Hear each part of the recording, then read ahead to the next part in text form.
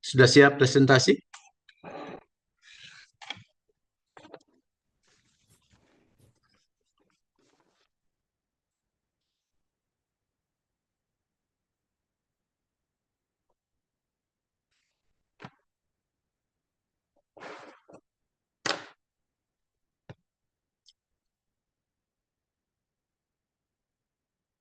Coba yang presentasi dibuka sebentar ininya, eh, videonya untuk saya foto untuk dilaporkan sebagai salah satu penilaian.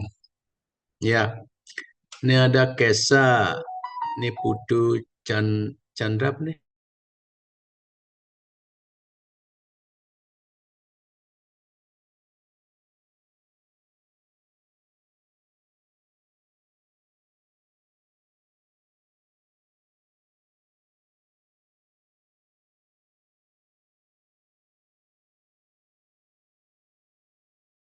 Apa namanya? C9 dok, C9 berapa orang? 3 orang. 3 orang. Ada lagi? 2 kelompok aja.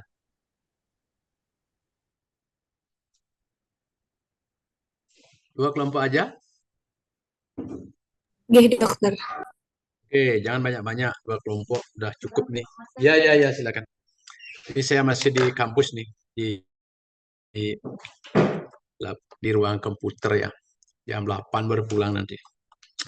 Jadi sekali lagi selamat sore adik-adik dimanapun berada. Semoga dalam keadaan sehat ya. Pada sore hari ini kita melakukan presentasi dengan apa namanya tentang epidemiologi. Saya seperti kebiasaan saya itu kalau satu kelompok itu saya sudah anggap baik, kelompok yang lain saya anggap sama ya untuk mengefektifkan waktu. Toh juga adik-adik sudah baca ya, itu kebiasaan saya. Sudah baca, sudah buat, sudah baca dan pahami.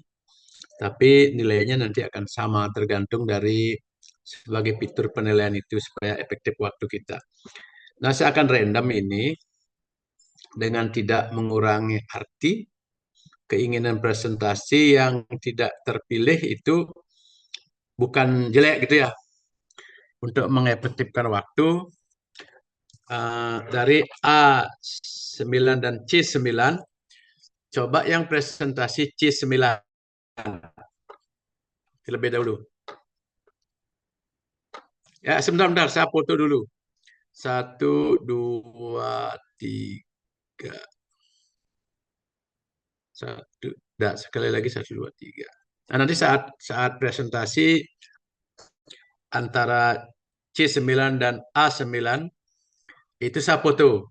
Walaupun misalnya A9 tidak presentasi, tapi kelompoknya itu diperlihatkan saya foto. Begitu ya? Silakan, silakan. Mulai dari C9.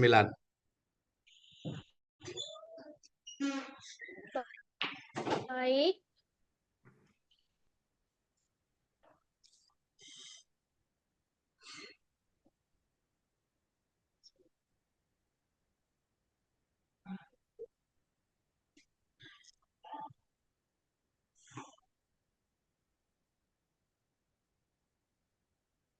Baik, izin masuk.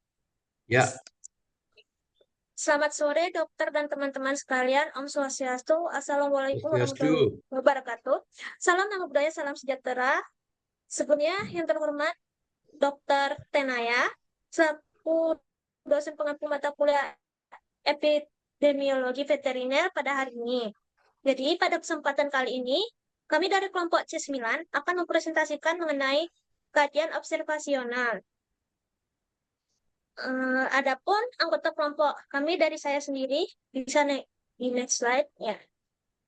Dari saya sendiri, Niputu Chandra Krisna Dewi dengan NIM aktif 145, lalu 2 anggota lainnya yaitu Niketut Triyanti Dewi dengan coba NIM aktif coba 143 dan tampilkan Niputu fotonya Linda itu. Widya Coba Putri coba tampilkan fotonya itu. 144. Coba next slide.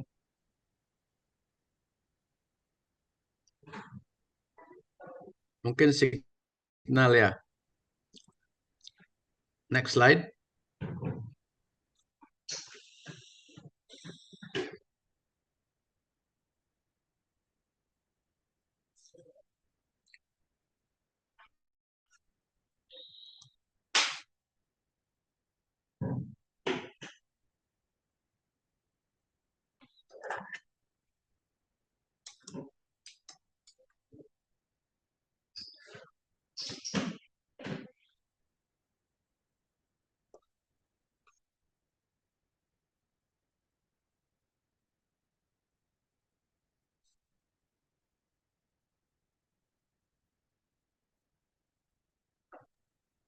Dok, apakah boleh dimulai presentasinya? Ya, ya, silakan. Baik, tanpa berlama-lama, saya persilakan Dinda untuk memulai dengan pembahasan pertama.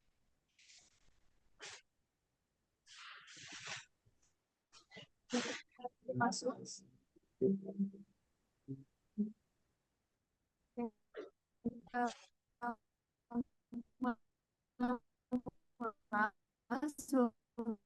Suaranya tidak jelas, Dek.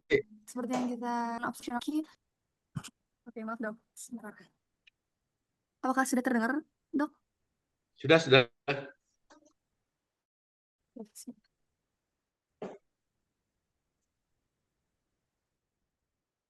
Baik, sebelumnya kajian observasional itu memiliki peran penting dalam epidemiologi veteriner karena penelitian ini mengamati penyakit secara alami tanpa intervensi langsung dari peneliti. Nah, berikut ada beberapa alasan penting kenapa kajian observasional itu penting.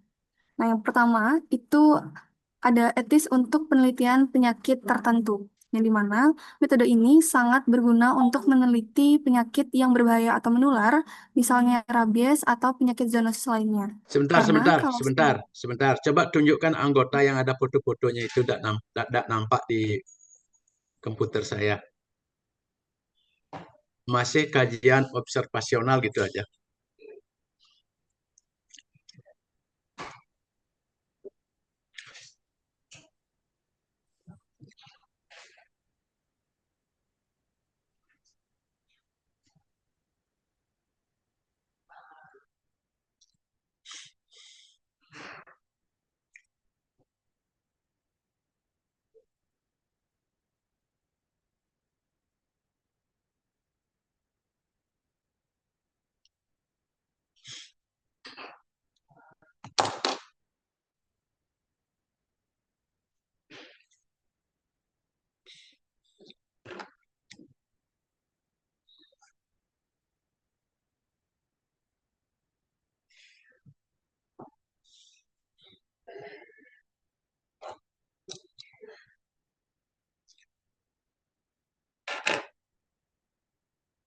Halo? Ada gangguan ya?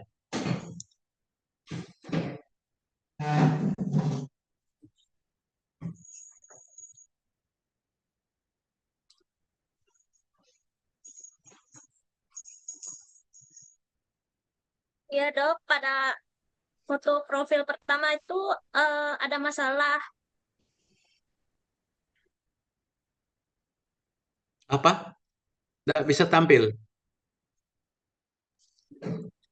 gini dok, nah yang share screen ini yang hilang fotonya, dia kayak nge-lag gitu dia dok. Ngelek ya? Iya dok. Itu kesalahan ada di mana ya? Di yang share screen dok. Share screen-nya berarti Karena dari, sinyal. dari komputernya adik ya? Ini dok. Kalau gitu, coba ganti dulu. Sambil memperbaiki, coba A9. Coba grup A9 dulu. Apa sama apa enggak ini? Oke, oke baik dokter. Ya, Mungkin izin untuk share screen, nggih. ya, oke. Sambil yang C9 memperbaiki ya periode berikutnya.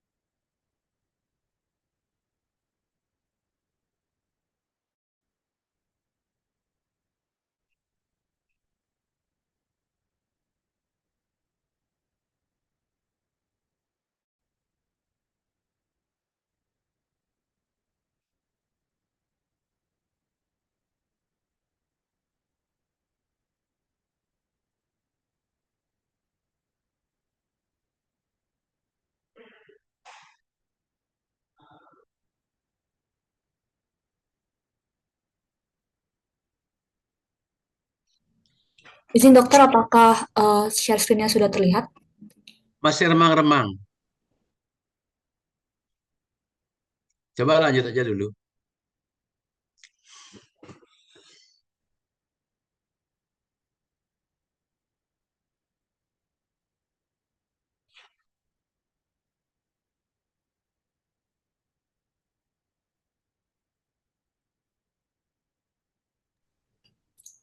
Izin dokter, apakah sudah? Nah, ini jelas, ini jelas. Ya, baik. Izin untuk memulai presentasi. Ya, Sebelumnya, silakan, silakan. Om Swastiastu, Assalamualaikum warahmatullahi wabarakatuh, Shalom Nama Budaya, dan salam sejahtera untuk kita semua. Sebelumnya, selamat sore kepada teman-teman dari kelas A dan kelas C, serta kepada Dok Masa selaku pengampu mata kuliah Epidemiologi Veteriner. Nah, pada kali ini dari kelompok A9 akan mempresentasikan mengenai kajian observasional. Bisa di next slide?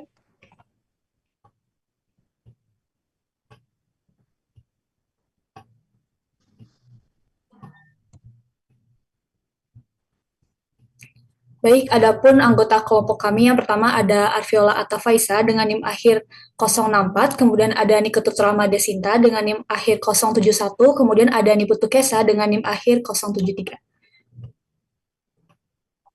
Bisa di next slide. Baik, selanjutnya akan dijelaskan oleh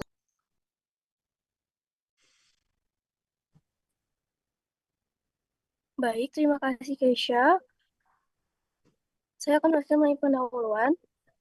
Kajian observasional ini memiliki peran yang sangat penting dalam epidemiologi veteriner.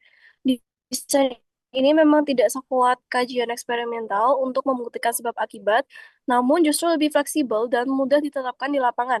Biasanya digunakan untuk mempelajari penyakit hewan yang tidak bisa direkayasa secara etis seperti penyakit menular, zoonotik, atau kondisi dengan risiko tinggi. Boleh next.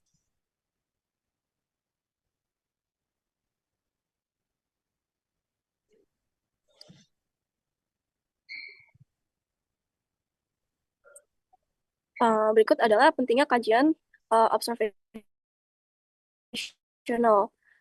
Yang pertama yaitu melalui desain ini kita bisa meneliti penyakit secara etika yang tidak mungkin kita buat di laboratorium. Setelah itu metode ini bisa mengidentifikasi faktor risiko, biayanya lebih murah, dan cocok untuk penyakit yang bersifat kronis atau laten. Kelebihan lainnya yaitu data yang dihasilkan lebih realistis karena langsung menggambarkan kondisi di lapangan. Kajian observational juga bisa dilakukan untuk mengukur prevalensi, melihat tren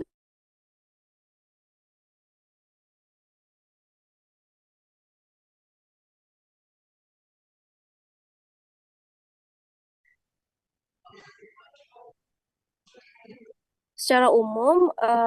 Terdapat 3 jenis kajian observasional yang sering digunakan dalam epidemiologi veteriner. Yang pertama yaitu lintas seksional atau cross-sectional study. Yang kedua yaitu kajian kasus kontrol atau case control study. Tiga adalah kajian cohort atau study. Next.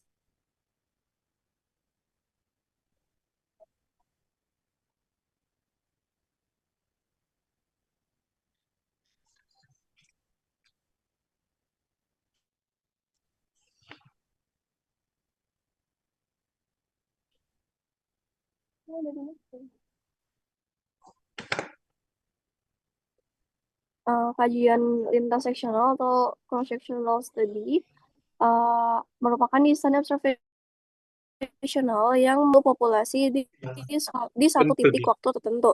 Desain ini sering juga disebut sebagai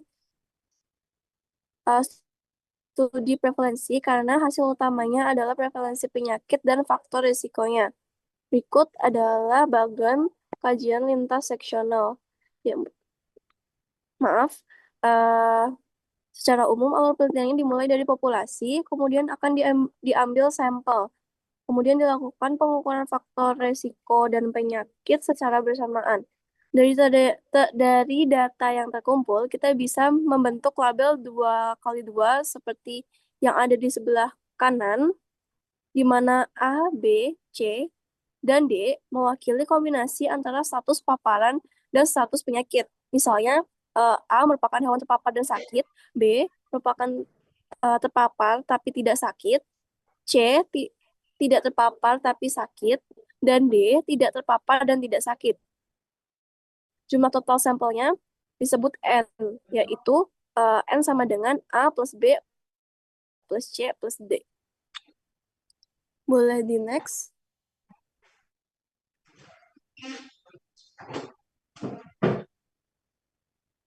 Baik, data dari kajian lintas seksional ini biasanya dianalisis menggunakan prevalence ratio atau PR.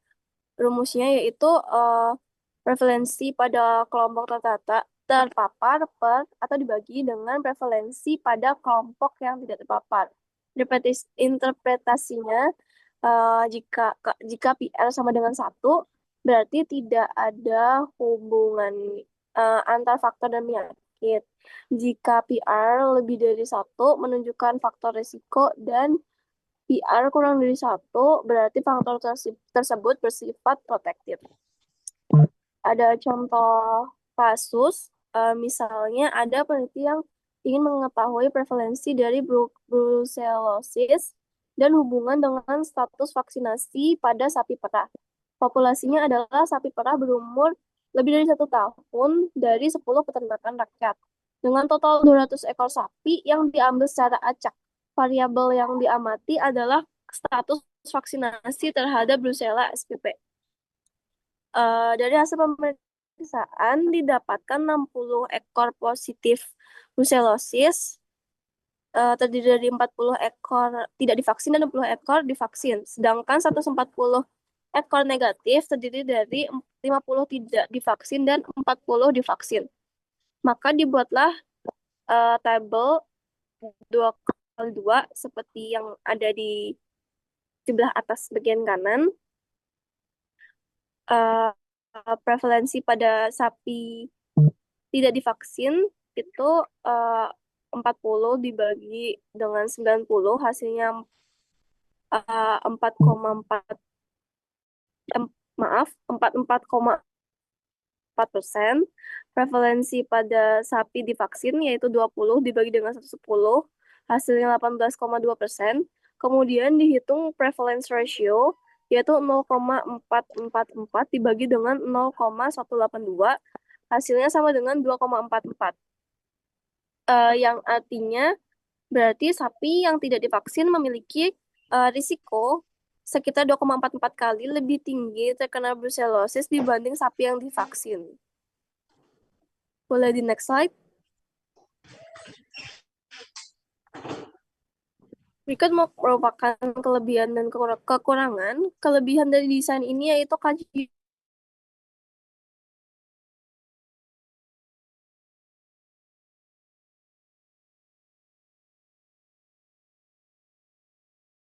lintas membutuhkan 1 kali kesehatan untuk perencanaan program kesehatan hewan atau screening penyakit. Namun ada pun kelemahannya, yaitu tidak bisa menentukan hubungan sebab akibat, tidak cocok untuk penyakit dengan durasi singkat atau insidensi rendah, dan bisa terpengaruh bias waktu maupun bias respon jika data dikumpulkan lewat wawancara. Sekian pemaparan materi dari saya, selanjutnya akan dilanjutkan oleh rekan saya. Terima kasih. Baik, izin masuk. Selanjutnya yaitu kajian kasus kontrol. Jadi di sini ini dimulai untuk menentukan populasi penyakit dan populasi pembandingnya yang tidak sakit. Kemudian di setiap kasus dan kontrol diselidiki informasinya mengenai status keterpaparan atau risiko tertentu. Arah penyelidiknya backward, yaitu penyakit menuju keterpaparan. Berikut merupakan bagian dari kajian kasus kontrol. Jadi, expose positif atau E+, berarti bahwa terdapat faktor yang dihipotesiskan sebagai penyebab penyakit. Sedangkan expose negatif atau EMIN berarti tidak terdapat faktor yang dihipotesiskan menimbulkan masalah. Atas dasar jenis desain kasus kontrol seperti gambar yang ada, dapat dilakukan analisis data seperti tabel yang ada di sebelah kanan. Ya, di mana A adalah kasus yang mendapatkan paparan atau expose, B adalah kontrol yang mendapatkan expose, C adalah kasus yang tidak memperoleh expose, dan D adalah kontrol yang tidak terekspos atau terpapar. Indikator yang digunakan dalam studi kasus kontrol adalah odds ratio yang dihitung dengan rumus OR sama dengan AD per BC.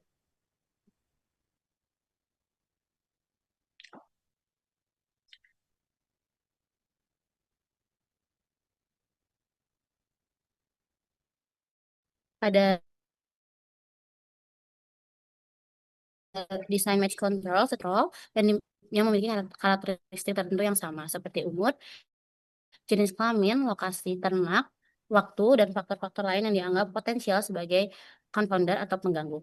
Contoh kasusnya yaitu hipotesis anjing dengan status status pemilik divaksin, diawasi, mendapatkan akses kesehatan, tidak bebas, atau konsekuensi risikonya lebih rendah. Dan yang satu lagi, anjing liar, tidak divaksin, berkeliaran, kontak luas, konsekuensi risiko lebih tinggi. Hitungan status kepemilikannya, jadi liar itu rabies 35, rabies 30, yang eksposnya totalnya jadi 65. Yang dimiliki itu 15, yang tidak terpapar 70, jadi 85. Totalnya 50, yang positif, yang negatifnya 100, dia total 30 per 30 kali 15 sama dengan 2.450 per 450. Yang hasilnya 5,44. Jadi intervensi anjing tanpa pemilik atau liar memiliki 5,44 kali lebih besar peluang terinfeksi rabies dibandingkan dengan anjing yang memiliki pemilik atau anjing peliharaan.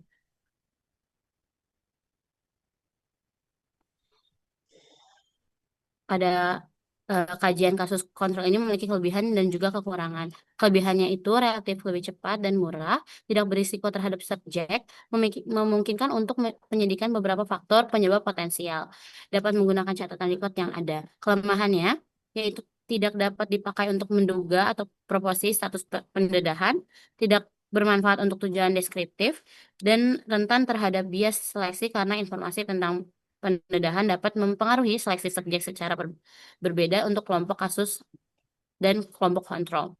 Sekian dari kajian kasus kontrol, dilanjutkan oleh rekan saya.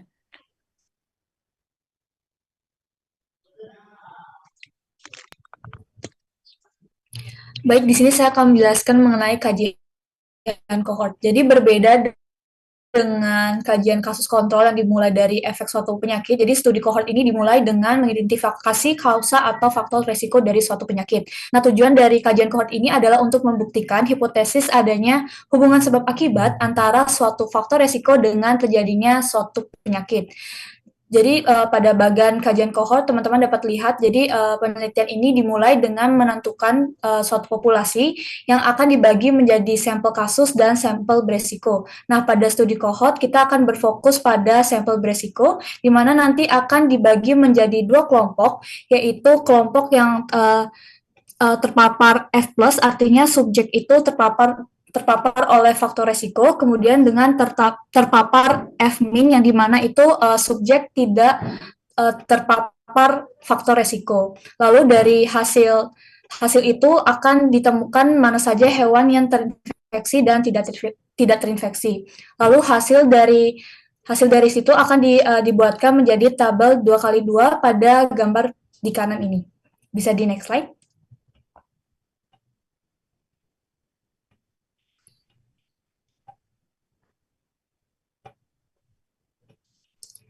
Baik, jadi pada studi kohort ini umumnya menggunakan indikator relatif risk atau RR dan attributable risk atau AR, kemudian juga menggunakan insidensi terpapar dan insidensi tidak terpapar.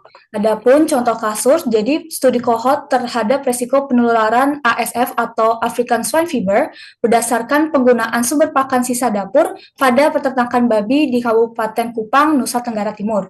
Dengan total 600 peternakan babi skala kecil dibagi menjadi dua kelompok berdasarkan jenis pakannya, yaitu 300 ekor diberikan pakan sisa dapur dan 300 ternak tanpa diberikan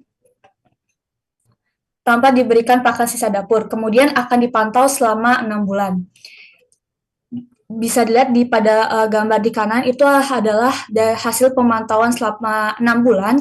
Jadi ditemukan hasil bahwa dari 300 babi yang diberikan pakan sisa, terdapat 900 babi yang terinfeksi oleh African Swine Fever, lalu 210 babi yang tidak terkena oleh African Swine Fever. Lalu pada babi yang tidak diberikan pakan sisa dapur, ditemukan 15 babi yang terkena kasus African Swine Fever, lalu 285 babi yang tidak terkena African Swine Fever. Lalu kita akan menghitungkan resikonya. Yang pertama itu menggunakan insidensi pada kelompok yang menggunakan pakan sisa dapur. Jadi insidensi terpaparnya seperti yang kita ketahui bahwa 90 babi itu terinfeksi kasus ASF, jadi 90 dibagi dengan total dari babi yang diberikan pakan sisa dapur yaitu 300, menghasilkan 0,30 dijadikan persen menjadi 30%. Lalu yang kedua itu adalah insidensi pada kelompok yang tidak menggunakan pakan sisa dapur, di mana kita temukan tadi bahwa 15 babi terinfeksi oleh ASF pada babi yang tidak memakan pakan sisa dapur, yaitu 15 nanti akan dibagi oleh jumlah totalnya, yaitu 300 menjadi 0,05 dijadikan persen menjadi 5%. Lalu untuk risk ratio itu adalah perbandingan dari hasil insidensi dari kelompok yang diberikan pakan sisa dapur dengan kelompok yang tidak diberikan pakan sisa dapur, yaitu 0,30 dibagi 0,05 hasilnya adalah 6. Kemudian ada attributable risk yang dimana ini adalah pengurangan dari insidensi pada kelompok yang diberikan pakan sisa dapur dengan insidensi pada kelompok yang tidak diberikan pakan sisa dapur, yaitu 0,30 dikurangin 0,05 menjadi 0,25 atau 25%. Nah, interpretasi dari hasil ini dapat kita ketahui bahwa peternakan yang menggunakan sisa dapur sebagai pakannya itu memiliki 6 kali resiko lebih besar terkena ASF dibandingkan yang tidak memakai pakan sisa dapur.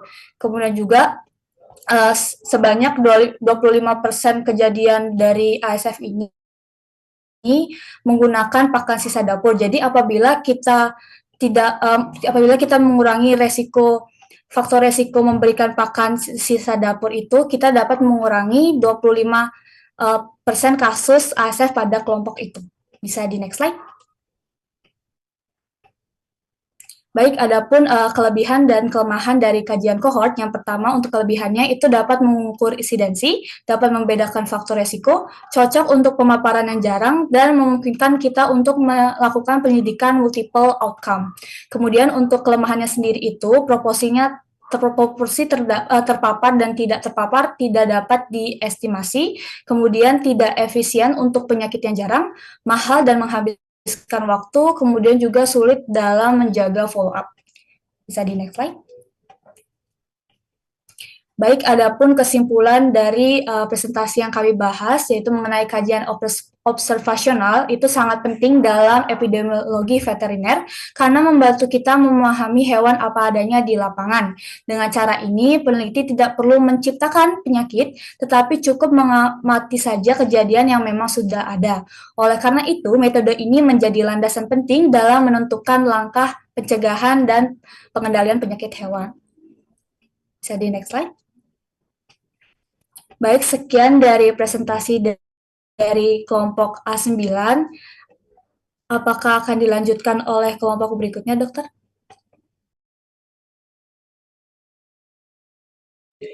Terima kasih, presentasinya sangat bagus, jelas ya.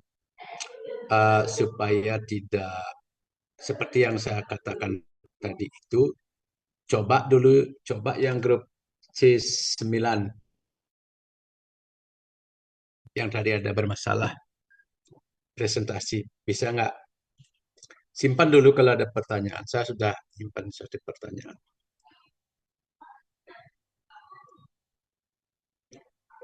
Saya nanti terakhir kasih komen ya. Dan nilainya langsung saya umumkan.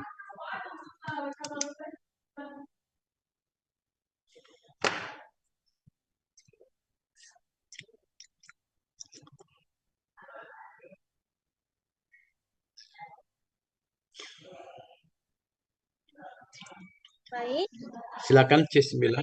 Ya, langsung di next slide aja. langsung. Ya.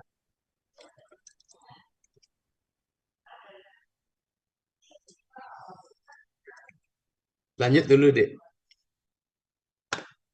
Stop, set foto dulu. 1, 2, 3. Ya, lanjut.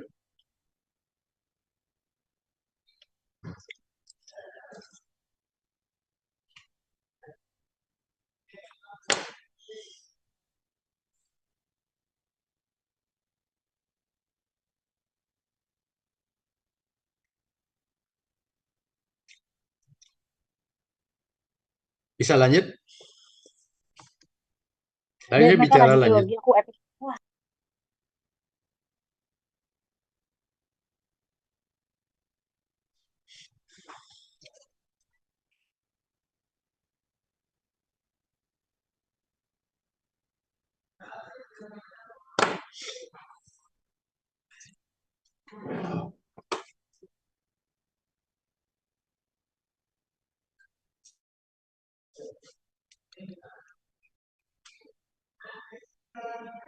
Dokter, apakah bisa dimulai, dokter? Lanjut. Mulai.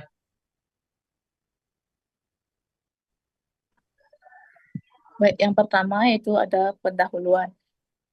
Kajian observasional dalam epidemiologi veteriner memiliki peran yang sangat penting meskipun tidak sekuat kajian eksperimental dalam membuktikan sebab akibat, namun justru karena fleksibilitas dan aplikabilitasnya di lapangan menjadikan kajian observasional banyak digunakan dalam studi penyakit hewan. Jadi next slide.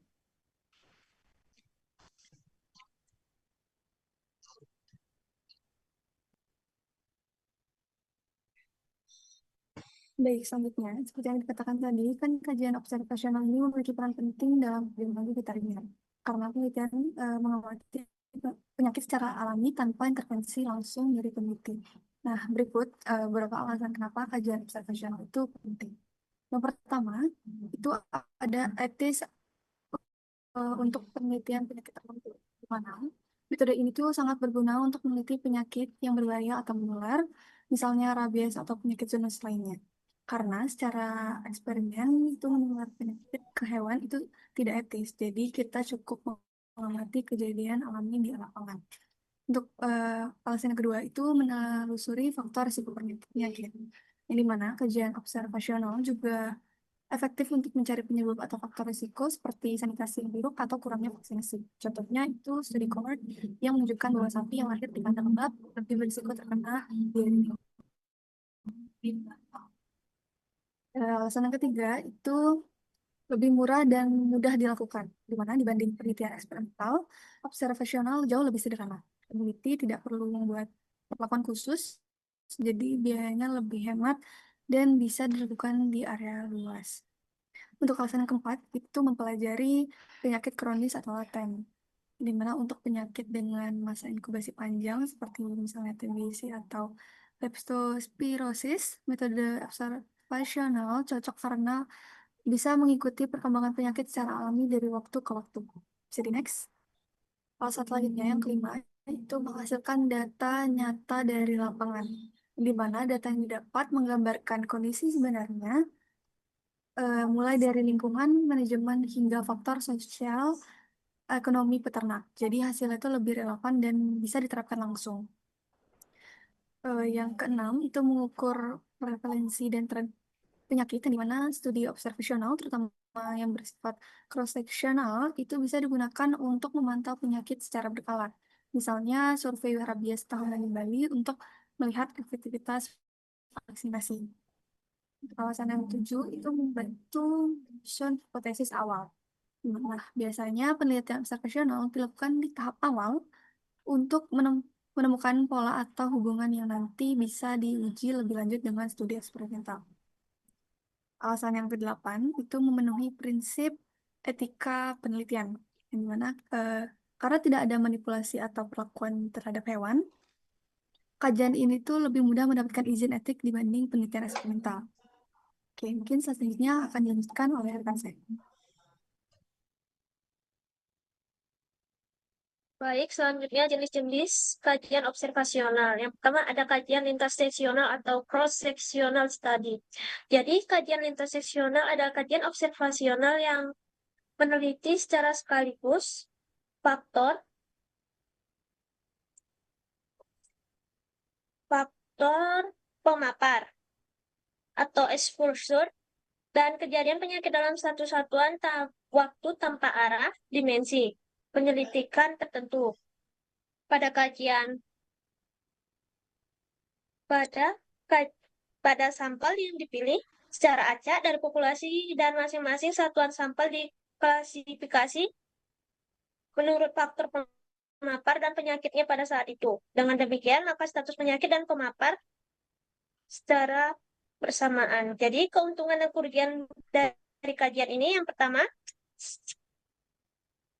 jika sampel dipilih secara acak dari populasi target, maka dapat dipakai untuk menduga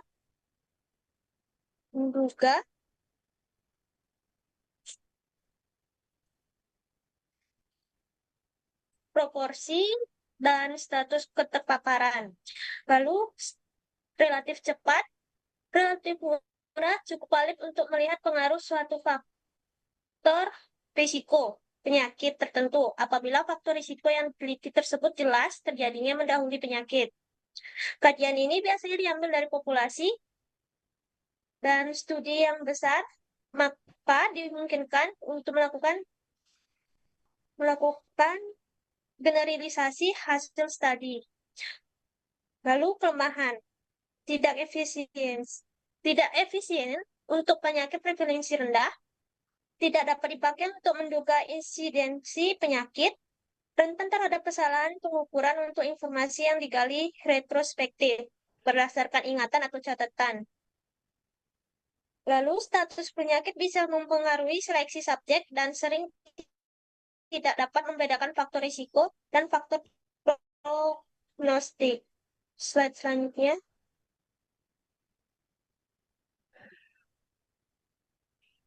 Yang kedua yaitu kajian kasus kontrol atau case control study. Pada studi kasus kontrol observasi atau pengukuran variabel bebas dan variabel tergantung tidak dilakukan pada saat yang sama. Peneliti melakukan pengukuran variabel tergantung efek, sedangkan variabel bebas dicari secara retrospektif. Karena itu, studi kasus kontrol disebut sebagai studi longitudinal. Artinya subjek hanya diobservasi pada satu saat, tetapi diikuti selama periode yang tertentu. Jadi keuntungan dan kerugian dari kajian ini, pada keuntungan cocok untuk studi pada penyakit yang jarang terjadi atau prevalensinya rendah, atau penyakit dengan inkubasi yang lama. Relatif cepat, relatif murah, dapat menggunakan catatan atau rekor yang ada.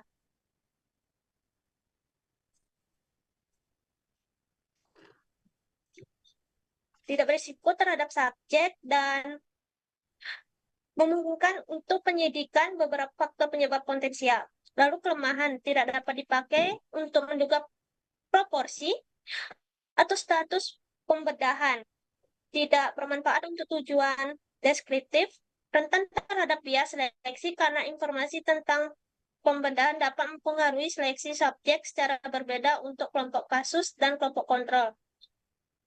Rentan terhadap kesalahan pengukuran khususnya untuk informasi yang digali secara retrospektif berdasarkan ingatan atau catatan karena diukur setelah penyakit terjadi. Dan validasi informasi sulit dilakukan dan kadang-kadang tidak mungkin. Seleksi kelompok kontrol kadang-kadang sulit dan jika pembedahan yang diukur adalah pendedahan masa sekarang, maka memungkinkan terjadi bias temporal atau temporal ambiguity atau kemenduan temporal. Bisa di next slide.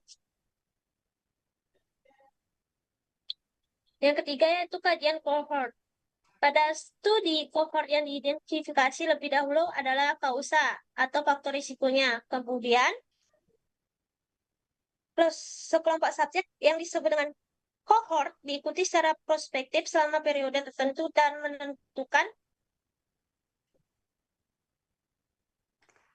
menentukan terjadi atau tidaknya efek.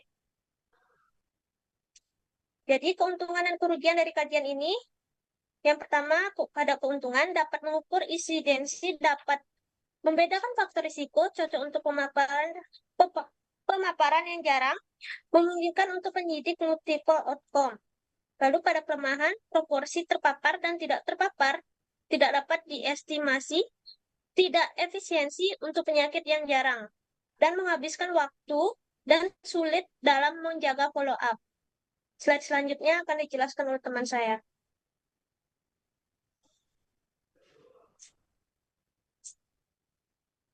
Selanjutnya itu ada kesimpulan.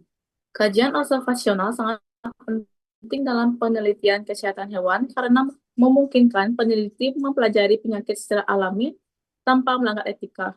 Metode ini efektif untuk menelusuri faktor risiko, memantau prevalensi, dan memahami perkembangan penyakit kronis atau laten. Selain lebih murah dan mudah dilakukan dibandingkan penelitian eksperimental, hasilnya juga lebih mencerminkan kondisi nyata di lapangan.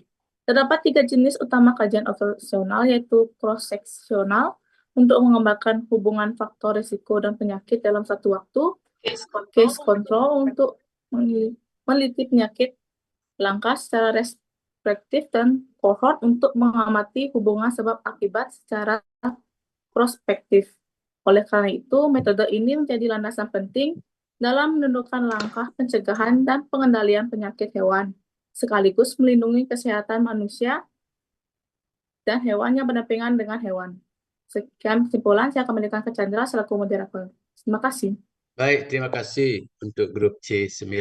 Tepuk tangan dulu untuk kita semua.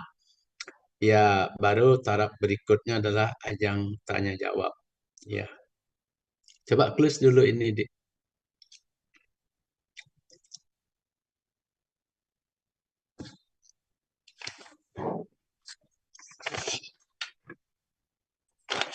Ya, close ya. Sekarang ada tanya jawab sebagai komponen 30 nilainya itu. Tadi presentasinya saya sudah catat, nanti sekalian saya berikan nilainya diumumkan.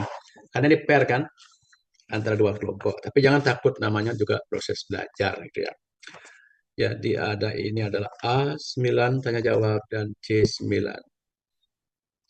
Sekarang pertanyaan saya sampaikan kepada yang presentasi pertama. Nanti kalau tidak bisa menjawab, dioper ke C9 gitu. Pertama, ini kan bagus sekali nih pengetahuan adik-adik penguasaan tentang epidemiologi, terutama observasional. Observe itu kami di BPPET dulu salah satu kegiatan. Prinsip dari observe itu ke lapangan, itu kita datang, lihat, rasakan, analisis, katakan. Observe. Nah, di dalam penelitian observasional, apakah itu monitoring dan surveillance gitu. Kalau nanti persiapan penelitian untuk grup A9, siap-siap pertanyaannya itu. Apakah memerlukan hipotesis kalau penelitian menggunakan observasional salah satu atau salah dua daripada ada cohort, cross-sectional study itu. Apakah diperlukan hipotesis? Jawab kelompok A9.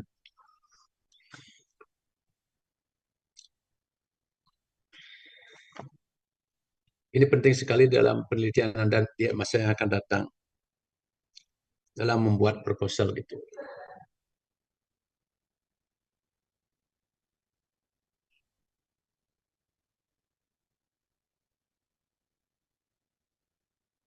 Gimana? Izin dokter, izin menjawab selaku perwakilan dari kelompok A9. Jadi ia memerlukan hipotesis karena di dalam kajian itu melibatkan pengujian-pengujian hipotesis dokter. Jadi penelitian ini bersifat analisis yang membandingkan dua kelompok, misalnya kelompok terpapar faktor dan tidak terpapar faktor untuk menguji hipotesis tersebut. Mungkin sekian dari saya, dokter. Oke. Nah, itu katanya perlu hipotesis ya? Perlu dokter, Nah, perlu. Oke, nanti saya jelaskan. Kemudian alasnya sudah. Sekarang untuk grup C9, apakah perlu hipotesis seperti yang dibilang A9 apa tidak? Kasih alasannya.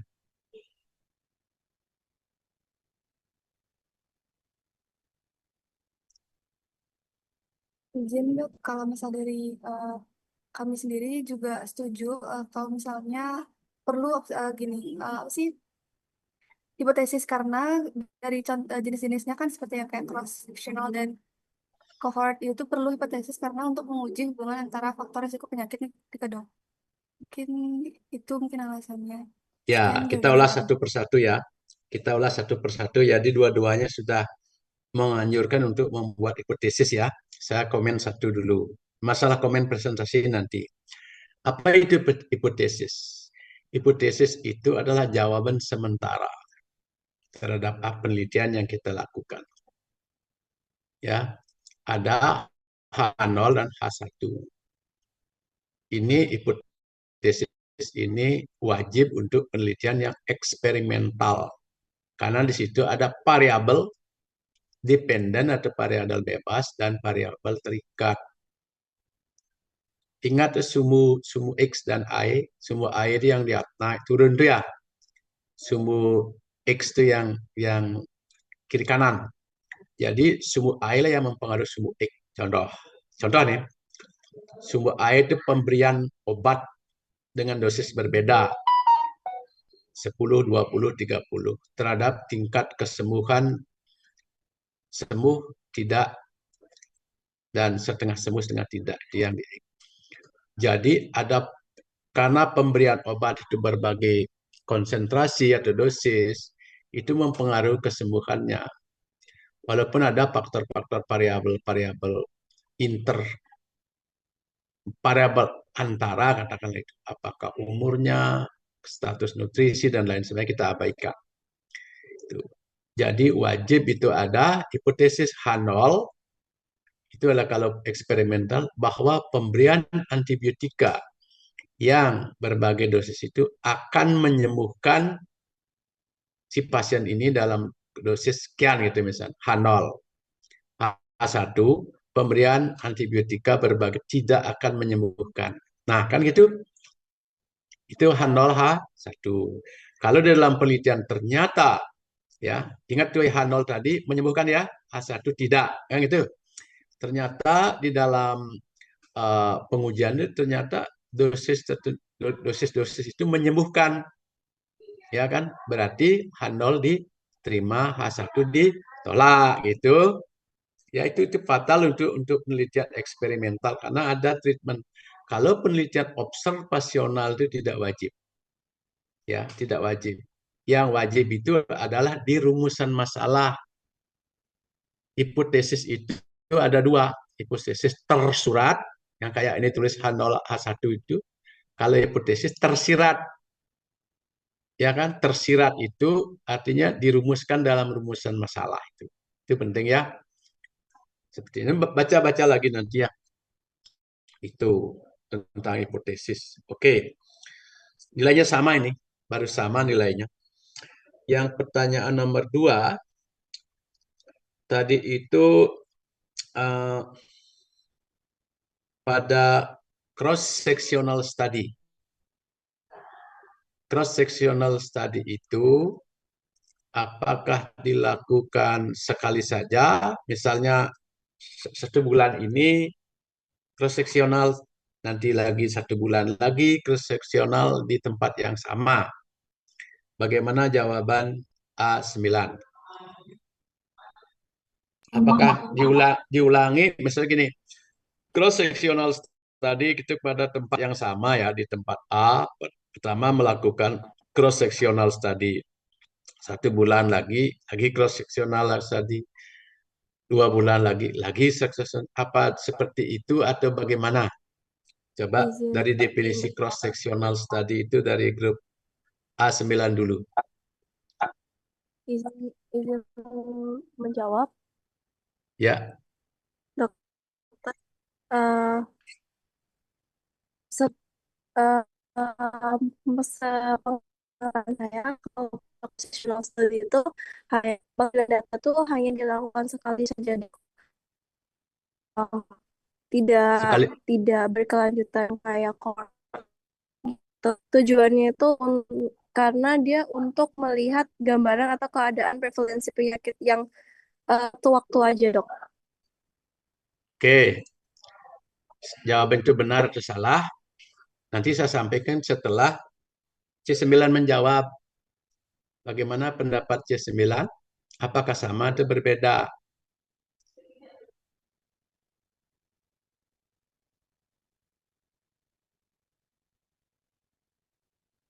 Yuk. Izin menjawab. Jadi jawaban saya itu tidak diulang lagi sebulan kemudian karena tujuannya hanya untuk melihat gambaran keadaan atau prevalensi itu saja. Itu saja, Dok.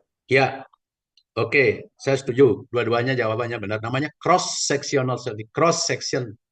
Mau besok terjadi apa, mau kemarin terjadi apa, tidak perlu kita tahu. Pada saat itu saja, ya kan? 5 bulan atau 3 bulan kemarin ada apa, harus tidak tahu. Besok akan ada itu. Saya setuju jawabannya sama ya. Jadi jawabannya sama-sama tadi, sama-sama salah, sekarang sama-sama benar. Yang pertanyaan terakhir ya, biar nggak lama ya. Ini sekarang kasus ASF itu tadi. Kasus ASF yang tidak memberikan pakan. Ini ada hubungan dengan biosecurity. Kasus ASF yang pada ASF yang tidak memberikan pakan dapur, gitu ya, tidak memberikan pakan hotel, atau dengan kata lain memberikan pakan jadi, makan pabrik kan gitu maksudnya.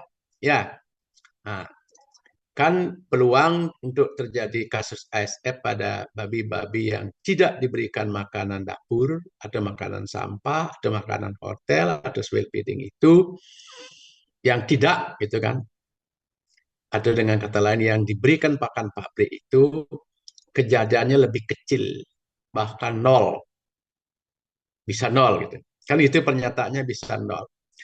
Apakah selamanya seperti itu? Jawab untuk C dulu. Apa nama? C9 sekarang dulu. Paham dengan pertanyaan saya? Izin dokter, apa boleh diulang kembali Ya, pertanyaan? begini. Pada kasus ASF tadi, kan ada misalnya 100 babi diberikan makanan dapur. Dia 100 babi tidak diberikan makanan dapur atau diberikan makanan jadi. Jadi peluang untuk sakitnya yang diberikan pakan dapur itu kan lebih besar. Atau sebaliknya tidak diberikan pakan dapur, peluangnya lebih kecil untuk ASF kan gitu. Apakah selamanya demikian? Tuh. C9 dulu.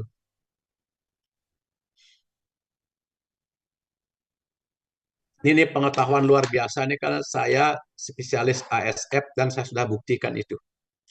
Saya menguji ini supaya melekat ingat lama sebagai orang epidemiolog nantinya itu di lapangan. Izin jawab dong. Ya, Kalau menurut saya, babi yang diberikan pakan pabrik memang memiliki risiko lebih rendah terkena ASF. Namun bukan berarti dia tuh bisa bebas dari ASF karena penularan ASF itu kan bisa terjadi melalui faktor lain seperti kontak dengan babi terinfeksi ataupun peralatan kandang yang terkontaminasi, dok. itu jawaban dari grup C9. Bagaimana dengan A9? Baik, izin menjawab dokter. Babi yang kelompok yang tidak diberikan pakan sisa dapur itu tidak selamanya akan bebas dari penyakit ini. Karena kan status mereka itu yang tidak terpapar itu dari faktor resiko yang pakan sisa dapur. Namun perlu kita ketahui bahwa ASF ini merupakan penyakit yang bersifat multifaktor di mana tidak hanya pakan sisa dapur ini yang menjadi faktor resiko penyebab dari ASF ini, dokter, seperti itu. Boleh, lagi jawaban kedua kelompok ini sama. Sama-sama benar. Tepuk tangan dulu. Ya, saya kasih bukti.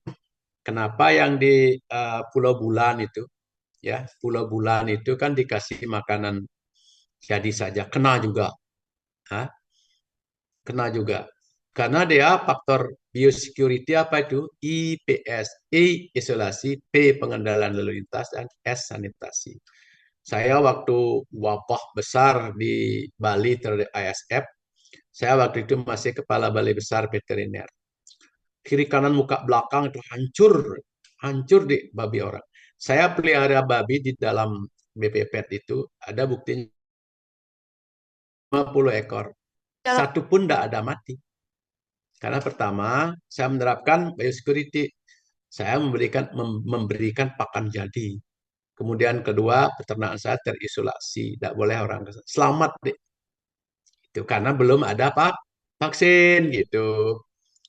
Ingat kasus COVID-19, ketika belum ada vaksin, prinsip biosecurity itu dijaga ketat oleh pemerintah. Isolasi, tak boleh pergi kemana-mana kan. P, pengendalian lalu lintas, tak boleh pergi di rumah aja. Lockdown ya. Sanitasi, memakai masker, itu pelajaran yang harus diingat. Tetapi setelah ada vaksin untuk COVID ini, pernah ingat pada COVID itu 2019 ya, mudah-mudahan sudah besar. Setelah ada COVID kan bebas kita secara ASF pun demikian. Ya, sehingga saya berjuang membuat vaksin ASF nih. Karena hanya dananya setiap tahun sekali agak lambat perkembangannya. Kemarin saya kerjasama dengan Jepang, tapi belum lulus itunya verifikasi substansinya karena orang Jepang tidak tahu sistem Indonesia lewat waktunya gitu. Padahal itu lama penelitiannya 5 tahun dengan dana yang 16 M lebih itu. Saya ditunjuk sebagai leader penelitian itu. Mudah-mudahan tahun depan lulus begitu. Itu ASF salah satu yang penyakit yang karena penyakit itu adalah contagious dan infectious, itu ya, cepat menular. Yang paling cepat menular lagi itu AI, avian influenza. Ya, jadi demikian yang saya nilai mengenai nilai presentasi ya. Ini presentasi terus terang jujur aja kan nilai atunya tambahan itu. Yang kelompok A9 itu bagus menurut saya cara presentasinya. Runut, ya PPT-nya bagus, sistematik, sampai contoh-contoh perhitungannya itu. Itu layak mendapatkan nilai lebih tinggi daripada C9. C9 cara presentasinya kecil-kecil, gitu ya. Ada masalah teknis, itu saya lupakan itu masalah teknis, bukan keinginan kita. Dalam membuat presentasi harusnya seperti A9 itu ya, jelas itu. Jelas, apa yang dimaksud jelas, tulisnya gede-gede, memberikan contoh itu. Itu menguntungkan adik-adik. Nah, tolong dikirim ya PPT-nya itu ke saya dari dua kelompok ini ya. Jadi ya, nah, demikian. Ada yang ingin ditanyakan kedua kelompok ini ke saya, apa saja terkait epidemiologi? Tadi masukan bagus tentang hipotesis itu. Ada yang bertanya? Kelompok ini termasuk nilai loh ini. Nilai plus 3 nilainya kalau ada yang bertanya. Komponen penilaian kan 30.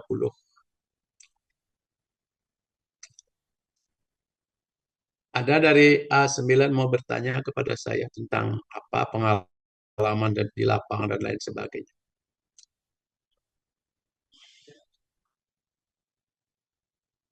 Kesa ada bertanya?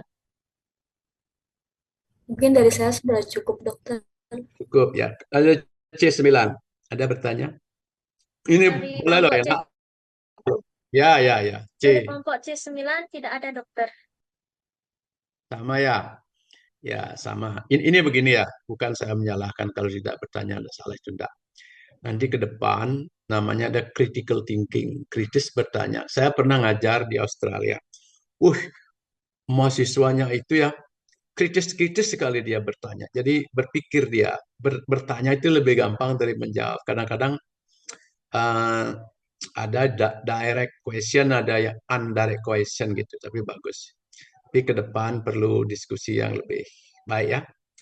Oke, kalau tidak ada, sebentar lagi saya akan sampaikan nilainya ke Prof. Wayan dan Dr. Suhade, serta saya sisi ke perwakilan ini untuk disampaikan ya. Namun kesimpulannya untuk sementara ini nilainya yang lebih tinggi dari kelompok A 9 ya. Itu objektif kita, ada buktinya. Oke. Demikian, kalau tidak ada pertanyaan, saya akhiri sampai di sini. Mohon maaf kalau ada kurang berkenan. Semoga tetap sehat dan semangat belajar. Demikian, kalau sudah boleh leave ya, meninggalkan.